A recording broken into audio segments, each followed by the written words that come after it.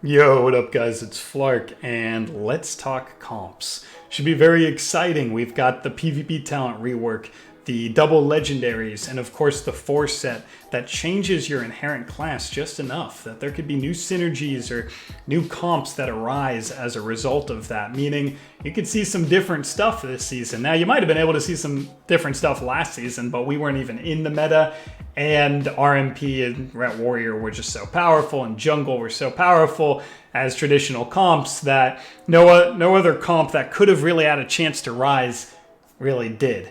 But this season is going to maybe be a little bit more populated, it's going to be a little bit more interesting, and of course the power of each individual spec is going to be so high, and there's going to be new specs that rise to the power of other specs from the four sets that we could be seeing all sorts of different crazy stuff this season. And DK finally has a place in that as our individual power has also increased to the level of the meta. So without any more talk, let's talk about what comps I think are going to be the best this season. Get right into it. So what I'll do is I'll talk about each comp, and then I'll talk about Frost version of it and an Unholy version, which I think would be better for it, how both play in that comp, and how good I think the comp is going to be. And then I'll move on to the next one. We'll do some honorable mentions at the end, and of course, I will have timestamps for all of these things to help organize my crazy long thoughts into some digestible manner. So we're going to start out with DHDK. This I think might be the best comp for DK. It could be the overall best one, even for both specs. Demon Hunter got a lot of new fun tools in the last PvP talent rework, where they got Immortal Strike, which is huge for us, obviously. Frost doesn't have one, and Unholy stacks with everybody, so just having Immortal Strike effect for DK is very, very good. It has a ton of passive cleave damage. It still has its Darkness, which is decent survivability. It's you don't even need to talent into it now. It's just 50% default, so that's a pretty good peeling button for your team. It now has just overwhelming sustained damage, both in the form of single target and cleave. Congratulations, giving a spec that much raw output. But yes, that means it synergizes with anything that can do damage, no matter how it's doing that damage, which means Frost and Unholy both have a way they can really work well with Demon Hunter. And of course, it has other tools like Reverse Magic, Imprison for some extra CC, and of course, an AoE stun. We have a limb that pulls everybody into a pile. They have an AoE stun. It's perfect. So, DH is a naturally fantastic fit with DK. And it's also a naturally fantastic fit with the specs' unique talents individually. For example, Frost. What does Frost do well? Well, it cleaves really hard in a burst situation. It has AoE stuns as well. And it has Chill Streak or Obliterate, so high on-demand damage. Not just like constant damage, but in a window, it has high on-demand damage. Well, DH can do that too. Of course, it has the proc Fell Rush that does a ton of damage. Then it has the last tick of Blade Dance from the Insane Conduit that you'll be getting up to 272. It has an AoE stun of its own, so you can rotate AoE stuns together. And it just has a naturally very high cleave. So when you're doing Frost setups, Grip, AoE stun, Grip, his AoE stun, Grip, Blind, Remorseless Winter AoE stun, you're always both going to have very, very high pressure. So you can pretty much be doing this off DR with the toolkits of both specs together and fit something in there, whether he has a Fell Rush proc or you have a Chill Streak or you both have your offensive cooldowns or you have a big limb go. No matter what, you're going to be disrupting them and doing a lot of damage, which means they're eventually just going to run completely out of things. How do you trade favorably with 20-second goes? That's like RMP we're talking about. Nobody trades favorably with RMP, so that is a no-go. Frost built with DH works perfectly well and really wants to take advantage of just stun, kill everything. Stun, kill everything. You got on-demand damage every pillar. You've got nuclear on-demand damage every A-bomb limb. And you can finally run people out of CDs in 20-second windows and just win the game there. Unholy also pairs very well with DH, but maybe a little bit more sustain-oriented. Of course, that's what Unholy generally brings to the table, and DH can work with this. Like I said, DH's rotation always does damage. You've got the big blade dances on a tiny cooldown. Fel Rush isn't that long of a cooldown either with the Unbound Chaos version where you press Immo. Immo itself does a ton of damage, and of course you can run the Burning Wound legendary, and then they get a ton of overall cleave damage. And Unholy, Rot, Disease, Blight, Pets, Limb, it's all just damage. Just another, so many sources of damage. DH works perfectly with that, and you have the double Mortal Strike effect. Dear God. So you add the 2 highest output specs in the game, and you add 2 Mortal Strikes on top of that, and lo and behold, wow, you have a good comp. It's revolutionary that I'm even giving you this information. Incredible that my brain was able to think of something like doing a bunch of damage with 2 Mortal Strikes. What is that going to do? It's going to the healer. In fact, it's going to the healer instantly. And if, God forbid, they don't go it's probably because they already died, because they simply couldn't heal through it even while spamming. I mean, the idea that you can probably kill in a Limb Chaos Nova is good enough. But if they are able to heal through it, it's only because they had to bomb through double Mortal Strike through all that damage, which means to live through it, it is their lose condition because the healer will immediately So you have raw pressure, you have ways to stop drinks, you have high mobility, your pets can stay on them, your diseases can stay on them, and the DH's mobility can stay on them, so peeling this is not going to happen. Peeling Unholy DH is a nightmare. You have AMS, IPF Lichborn, he has mobility, Fel Rush, Meta, Blur, Dodging. I mean, you both have so many tools to keep up the pressure, and if either of you need to live, you got to rotate your defensives. Zone, Dark, Blur, and of course you have decent peels as Unholy with Pet Stun, Asphyx, Pet Root, Chains, Grip, Limb. You can both peel for your healer. You can both use defensives on like a kidney bomb go, so you can drop a zone over there. You can Fel Rush Darkness. You have tools, you have pressure, fantastic comp. There is no world where DH would not mesh well with either spec. You might change how you play a little bit. Frost pairs better with just constant grip triple stun goes, and Unholy pairs better with finding whichever target requires the most healing and just nukifying that the entire game until they just run out of everything. Cooldowns, mana, you name it. It's just they're not going to have anything left. And that's DHDK. There's not a lot more to say about it than unbelievable damage, imprison out of Nova stuns, imprison out of Remorseless stun, and make sure you're coordinating defensives very well because you've got some to rotate. You never want to overlap Dark and Zone, right? Depending on what you're using. If you've got a Wizard Cleave and you both Zone and Dark at the same time in a panic, that's some major cooldowns you just lost. So communication is key, damage is key. You're going to love that comp. I urge you to try that one. Get a DH with 4 set and a DK with 4 set and let her rip. Next, TSG, a staple. That's DK Warrior. Once again, very functional with both specs, but let's throw a curveball in there. I'm going to say Frost DK may lean towards arms, while Unholy DK, and you've probably seen this, will lean towards Fury.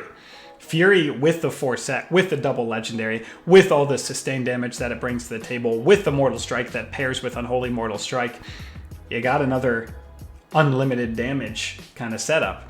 Unlike DH, where it kind of pairs a little bit better with the cleave, where you're limbing everybody, stunning them all, and then just doing sustained damage to one target as well as sustained cleave to the other, Warrior, Fury Warrior specifically, really hits home on the single target aspect. So again, you're going to find their squishiest target, a Shadow Priest, somebody who can't move, somebody who cannot self-sustain well if they're getting bludgeoned by DK Warrior. Sure, they have Fade, but what does Fade matter if you're constantly doing damage? What are you going to Fade? You're going to Fade the first 3 seconds of an A-bomb limb. Okay, well, we still have 16 seconds of our damage combined to go through.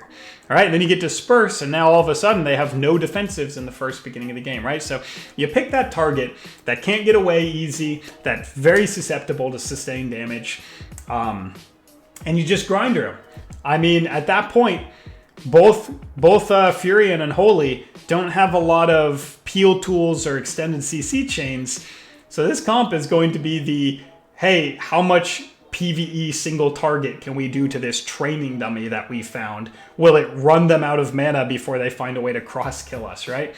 Because, let's be real, Fury doesn't have the utility that Arms does. It does have Rally, it could run big Rally, and you still have Zone, but without Dark, Meta Blur, one of you is probably going to be a kill target at some point, so the way to properly prevent this is you have 2 kicks, you have 2 stuns, you have nauseating damage. Don't let them do it. Don't let them do a perfect setup. Always have them on the back foot. Unholy Fury, constant damage, never let them rest. If you're ever giving them a window to fully reset, recoup, recover, you're probably in some trouble because they're just waiting for another setup. But if you never let them do that, again, we're entering the territory of, okay, I have a Fury Warrior hitting my Shadow Priest. I have an Unholy Decay hitting my Shadow Priest, and both of them have applied a pretty potent Mortal Strike effect to my Shadow Priest, and my Shadow Priest does not have Fade and Disperse because that was pretty crucial when he pressed Abomination Limb. What is my plan of action here, right? And you can do something like a Asphyxiate on the healer, Stormbolt on the Shadow Priest, Fear Out on the healer, or if you're playing with, like, let's say an Rdruid, he just clones, right? You don't get the entire comp's value from just the 2 DPS. Sometimes you got your healer behind you.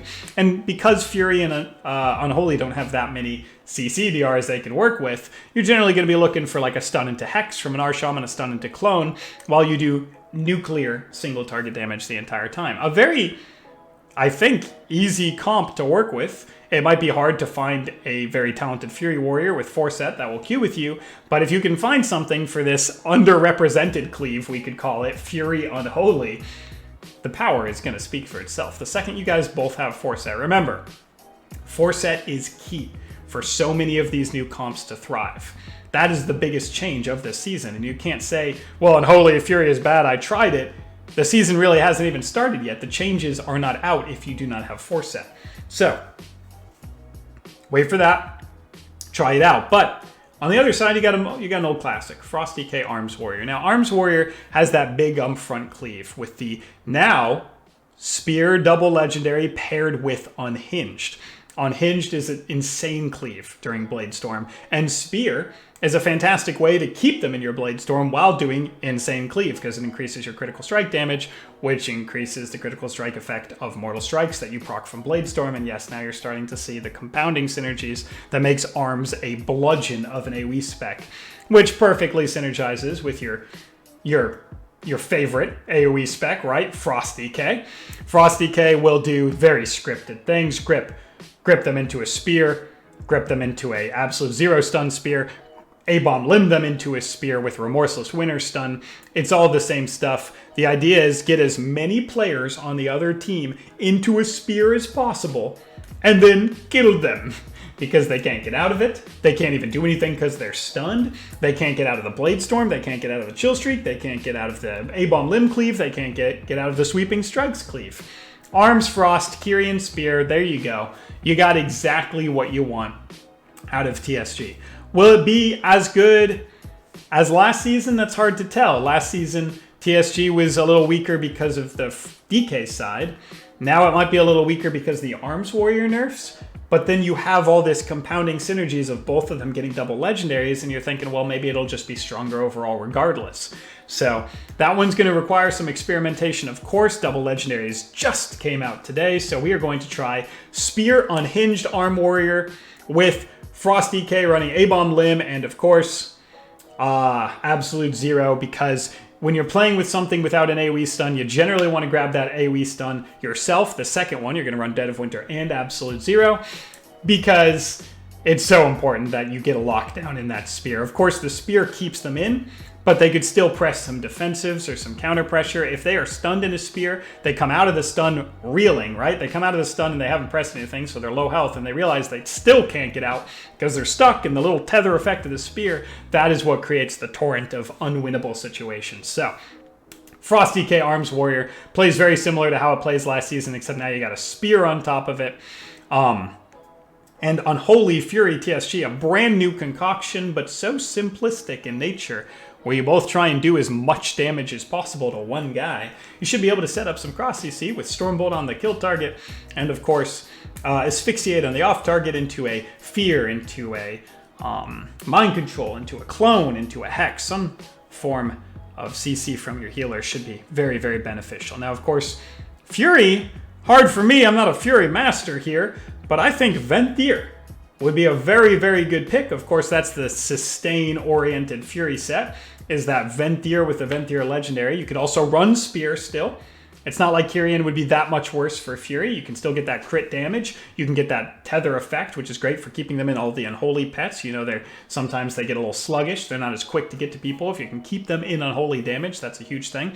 Unholy doesn't have an AoE stun, so getting a limb go that pulls a couple of people in sometimes doesn't keep them in there because you don't have a stun for it. So if Limb pulls them into a spear and then they're locked by that, your Unholy Blight aura around you is doing damage, your diseases is doing damage, your pet is sweeping strikes doing damage, he's cleaving with Whirlwind and then Rampage. Sounds great to me. So Venthyr, Kyrian, both really good options. Night Fae has a cheese one-shot, probably not the best call for Unholy. No, I would not run that. So Venthyr, Kyrian. Looks like Kyrian is doing very, very well with DK specs this season, and why wouldn't it? Of course, we pull people into the spear. What more could they want than more things being tethered right in front of them, ready to be killed? So that's TSG. Unholy Fury, try it. Frost Arms, try it. Next one. Of course, we have Windwalker DK. I know you were getting scared. How long was he going to go without talking about Windwalker DK? This one, I'm giving the nod to Frost. Unholy, as we've said, really likes a class that can sustain, while Windwalker is a, hey, I want to kill everybody in 3 seconds. Let's do it. Can you do it? Let's do it. Okay, I'm down. Right? So Windwalker has that sweep for your chill streak. It has Fist of Fury for quick, on-demand cleave damage. With the 2 set, it's going to be massive on-demand damage. It, of course, still has the spinning crane kick proc and Zuen to do a lot of AoE pressure. Windwalker Frost is an old classic, and it's no surprise to you guys right now, probably, that I'm saying Frost. I lean toward Frost when I'm going to play Windwalker DK. Having an extra AoE stun for their Fist of Fury, huge. Having an on-demand absolute 0 for their Fist of Fury, huge. Why is Fist of Fury going to be so important for your damage breakdown? Like I said, the tier set 2 set buffs it by 40%. You can't look at a number as big as 40% to an ability that already hit really, really hard and not go, geez, we kind of need to build our entire comp around you pressing that button on 3 people, right? That is what you're going to be saying. It does already tons of damage before you add that tier set bonus, plus the conduit, plus the 272 conduit buffs, and then that tier set 40%. Yeah. You need to make sure you hit 3 people with fists. It could honestly kill 3 people in the same global. We're going to be seeing some Mez Sidu Trill highlight reels of them getting a go that just ends the game. Just 3 people, health bars to 0, they're all dead, instant kill, everybody's laughing, 2,000 views, it's going to be remarkable, right? So, Frost, much more synergistic with that playstyle because not only does it have more on-demand cleave itself, but like I said, you really need another AoE stun. Leg sweep is only a minute. And they have Fist of Fury up way more often than every minute.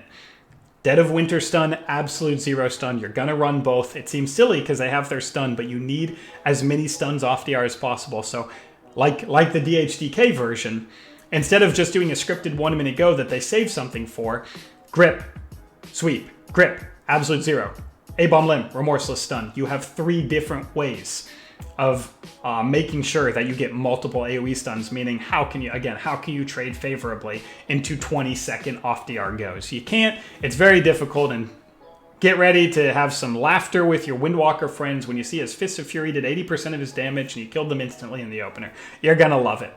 Windwalker DK plays so similarly to how it's always played. I gave you the 3 rundowns: grip, sweep, grip, absolute 0 stun, and absolute, or rather A-bomb limb with Dead of Winter.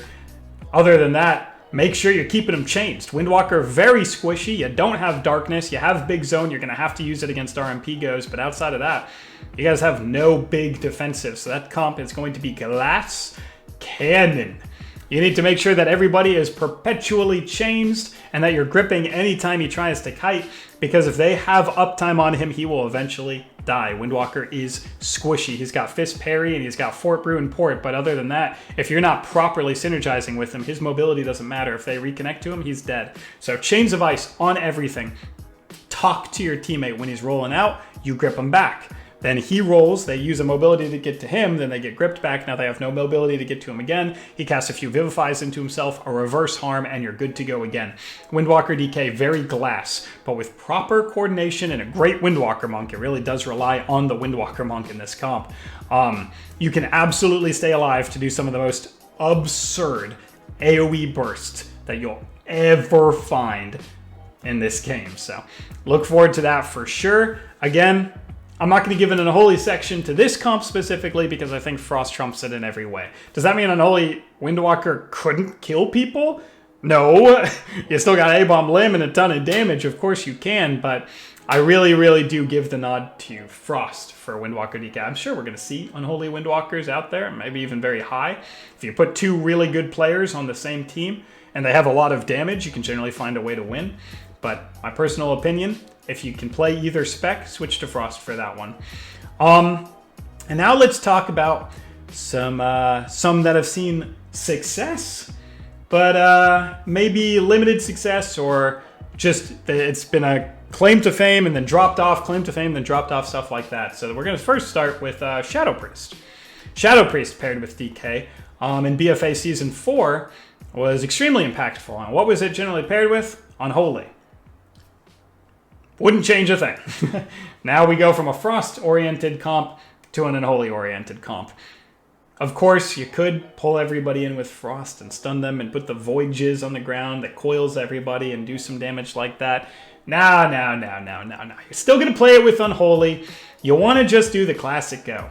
He stun silence Mind Control or stun silence Fears the healer, and you stun the kill target, and you both always have damage. That's why the comp was good in BFA Season 4. That's why I thought it would be good again this expansion. Unfortunately, Unholy hasn't been very good this expansion, but now it is. So, the classic go, again, for Shadow Priest is the fact that he has dots and tons of sustain. You have dots and tons of sustain.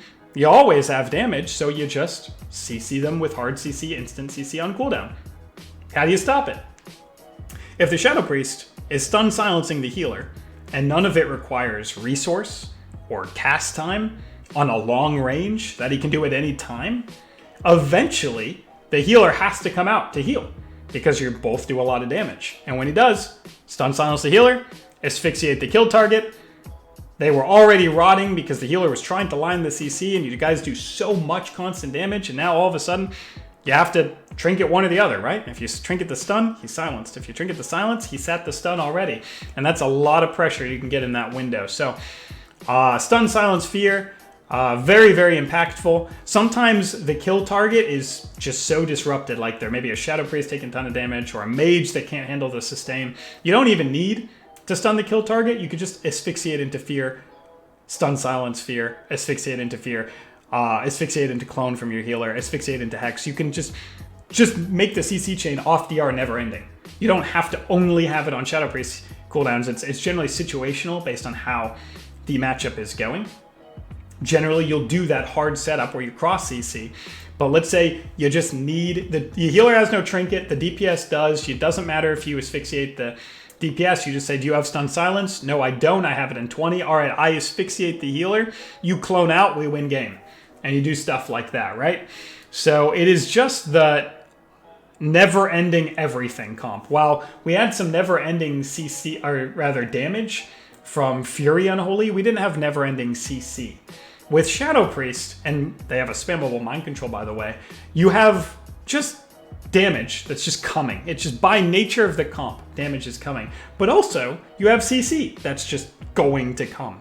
It's all instant, requires no setup, it's a long duration, and it's the short cooldown. Eventually, their healer will find themselves with no trinket, sitting 15 seconds of CC, and you will just eventually kill the player because they cannot heal through your damage for 15 seconds with no healer. So, Shadow Priest Unholy, I've been saying it's going to be good for a long time this expansion, but Unholy wasn't good for a long time this expansion. So now, we're probably going to be seeing a lot of Unholy Shadow Priests. As long as you have the players to play it, I urge you to try that comp. Frost, like I said, it doesn't synergize with that in any way. It doesn't have the sustain.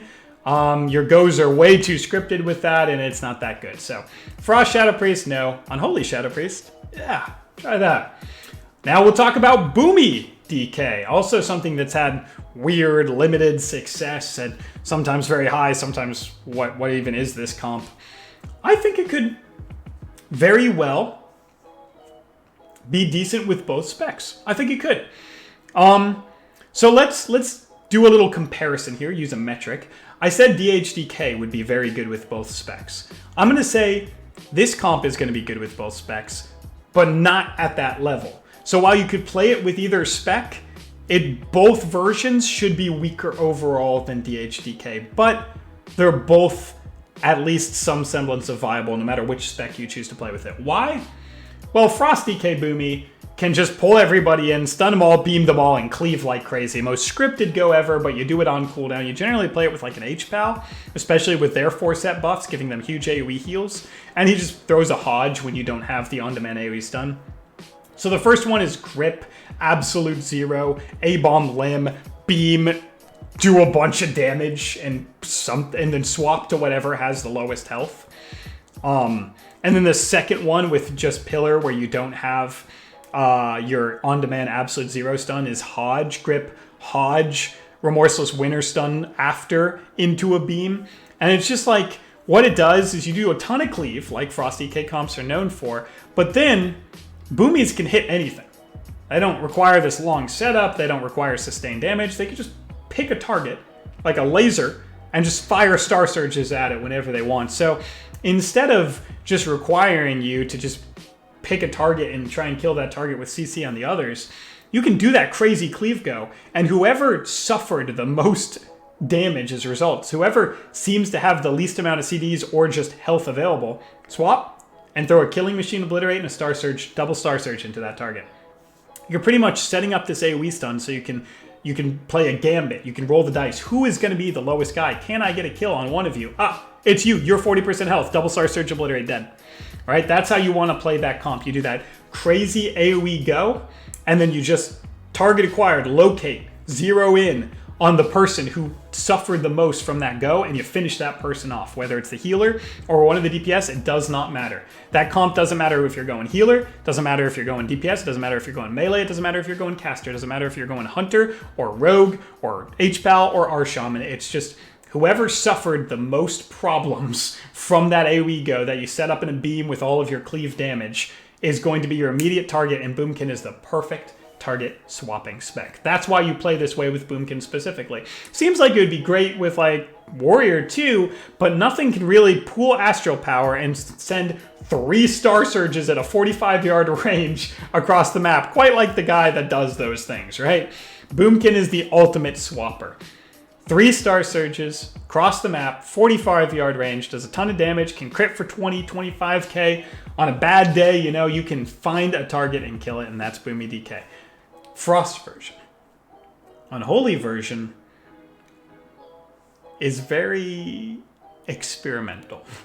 It's on the early stages. I almost wasn't going to say this one, but I'm so certain that my thought process and my logic is sound, I wanted to throw it out there. DH Boomy last season. Guys ever queue into it? Was it fun to queue into? Did you enjoy having your entire team dead while anybody who could possibly peel or stop the go in any way was cloned at all times?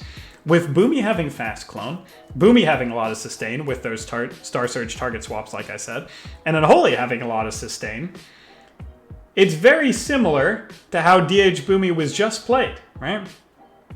DH, tons of damn. Boomy, tons of damn. Okay, well, let's just peel the go, or let's just... Oh, no, I'm cloned. Instant cloned. There's nothing you can do about it. Okay, well, healer, just heal through it with all your cooldowns, which... Oh, no, he's cloned. Okay, well... Oh, he's cloned half. Okay, well... Oh, he's imprisoned. The exact same thing happens with Unholy DK Boomkin, right? Oh, he's cloned half. Oh, he's asphyxiated, right? It's pretty much the same thing. And Unholy has so much damage. We've been talking about that the entire video, but one more time stressing that. So much damage that why wouldn't it just be DH Boomy of last season? It's the exact same thing. do damage, clone a lot of things, both of you survive, they run out of cooldowns, you win. DH Boomy was so destructively powerful because it was so easy to grasp your win condition. Find their DPS that has the most squishiness problems when they're taking a lot of sustain. Hit it. DH, chase it around the map. Keep hitting it. Boomy, hit it when you can, but also clone those guys. And both of you, be immortal. There you go. You have no counter pressure if all of your players are immortal. And eventually you find a way to win. This is going to be perfect, of course, with Arshaman. For all the reasons it was good to play DH Boomy Arshaman. You got Purge. Earth Elemental. Oh, dear God. Adding the Dwayne to this, just nightmare. Sky Fury if you need it. Grounding, perfect self-sustain. They don't require that much taking care of, but just Druid off heals and Druid clones should be more than enough, and the Unholy can keep doing what they're doing, which is unlimited damage while applying Immortal Strike.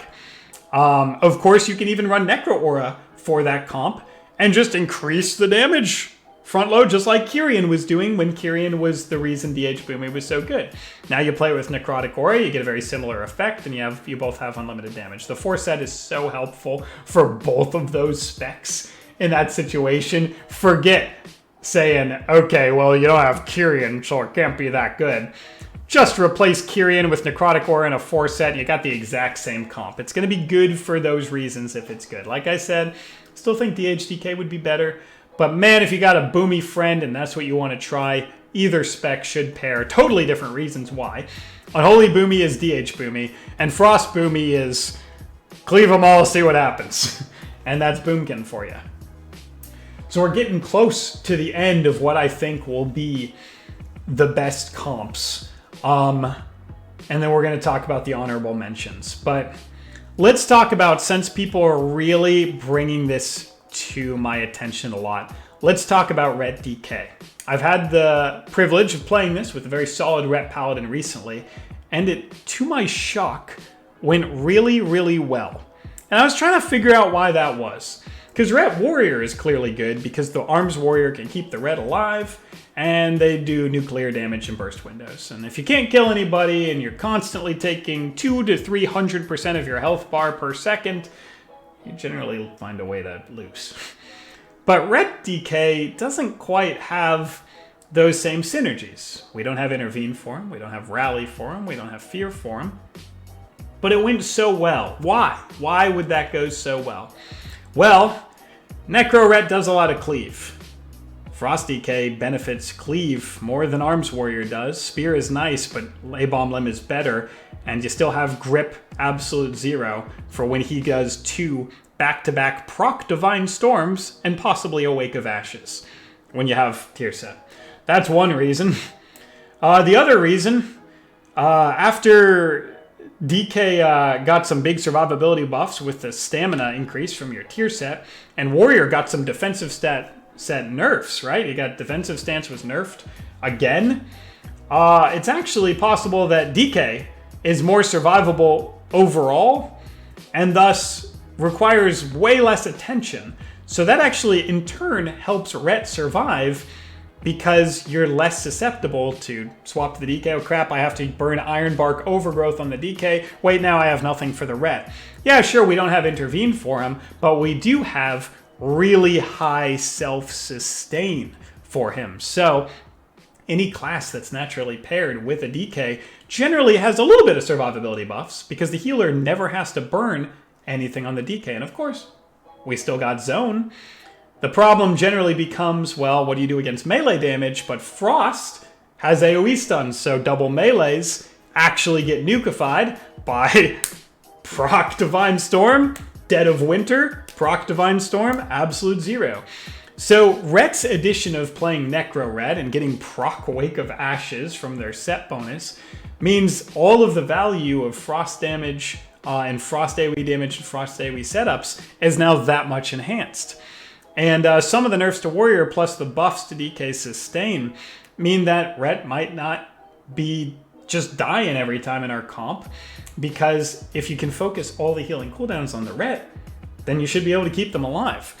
Meaning, even though I thought this comp might not be all that good this season when I answered the question, I played it And then by playing it, found out all the reasons why it was probably going to be good this season by seeing them happen and then going, so that's probably why that's happening. So, Ret DK. Frost, probably very Frost-centric. In fact, I'm not even going to, again, give a nod to Unholy in this one, because what does Ret do really well? Really high burst in a very small amount of time. Templars, 40k with the Divine Storm. Wake, 30k AoE. It's like the Windwalker problem. What do you want? You want a ton of on-demand damage. Who has it? Frost. Obliterate with the Glacial Advance proc literally is Templars with a Divine Storm proc. You're going to hit an Obliterate that procs an AoE ability, and he's going to hit a Templars that procs an AoE ability, and both of you are going to press a Global that procs a Global that globals an entire team. And that's what Frost DK Ret will do this season. And of course, in order to get the most value from those cleave, you need AoE stuns, and that's what Frost brings. So, no to Unholy. Sustain is not what Ret is loving right now. What it's loving is nuclear AoE one-shots with AoE stuns and a lot of disruption to a team. So, Frost DK Ret. Yes. Yes, you can play that this season. Shocker. Who would have thought? So those are what I think are going to be the best comps. And that's how I think they'll play. We'll obviously get more information as 4 sets come out. We can experiment more, and maybe I'll do some more Know Your Comp guides that go way deeper with video representation of how these comps are played. But of course, I cannot do that now. I don't have nearly enough actual experience or games played this season to give you that rundown. But those are what I think you should try as the season develops. As for the honorable mentions, what I'm going to do is talk about a class and a couple things it could do good, but it's never going to be the same power as the classes I just mentioned. And those honorable mentions. Hunter. Survival apparently got a ton of AoE from its 4 set, and we know how much both Frost and Unholy love either Sustain or Burst AoE. Its AoE is Sustain, which means it can play with both, just like DH can, but it's kind of just should be worse than DH in every way, and it's going to be really hard to find hunters that want to play DK Hunter rather than jungle. But Survival has all the tools to be a very budget DK. BM also has some value strictly with Unholy, not at all with Frost, because they both do the same thing. Single target sustain, CC a healer. Single target sustain, CC a healer. Single target sustain, we'll CC the healer. If you do that enough times, you win the game. Marksmanship Hunter, no. I mean, no. Mage, no specs. Rogue, Assass, Unholy? You're never going to play anything with Frost because that's the most counter synergy in the history of the game. Sub, especially, has so many stuns. You want to kill in kidneys. Frost DK is going to be DRing stuff passively with its AoE stun. If you say, okay, well, I just won't run the AoE stun, then what the heck are you doing playing Frost DK without something that wants to run an AoE stun?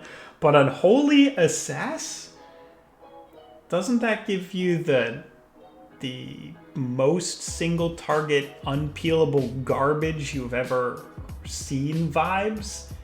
Doesn't it give you those vibes? The Vendetta 4 set, bleeds and poisons, ticking their health bar, just disintegrating their health bar, unpeelable because it's bleeds and poisons. Very hard to get rid of bleeds anyway in this game.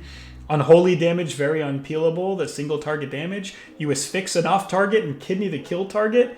Asphyx into blind on a healer with kidney on the DPS. Is this good? Is this going to go from honorable mentions to, hey, and like in 2 months from now, yo, what up, boys? It's Flark. Apparently, Unholy Assassin, best comp in the game. Is that what's going to happen?